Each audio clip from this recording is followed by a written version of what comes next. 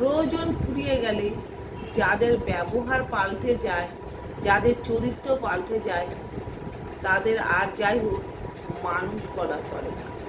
তারা প্রয়োজনে আপনাকে যথেষ্ট ব্যবহার করেছে, যথেষ্ট আপনাকে নিগড়ে নিয়েছে, কারণ তখন তার প্রয়োজন ছিল আপনাকে, তাই আপনাকে ব্যবহার করে আপনাকে নিগড়ে নিয়ে সে তার প্রতিষ্ঠিত তৈরি করে নিয়েছে, কারণ তখন খুবই দরকার ছিল। যখন তার দেখলো প্রয়োজন শেষ, তখন সে তার আসল রূপ দেখালো। তাদের আর যাই হোক, আমি মনে করি তাদের মানুষ বলা চলে না, তারা মানুষের মধ্যেই পড়ে না। আরে মানুষের মতো ব্যবহার যারা করে না, তাদের মানুষ বলা চলে না। মানুষের মতো দেখতে হলেই কি মানুষ হয়? মান আর হুঁশিয়ে মানুষ, মানুষের ব্যবহারটা পরিচয় দিতে হয়।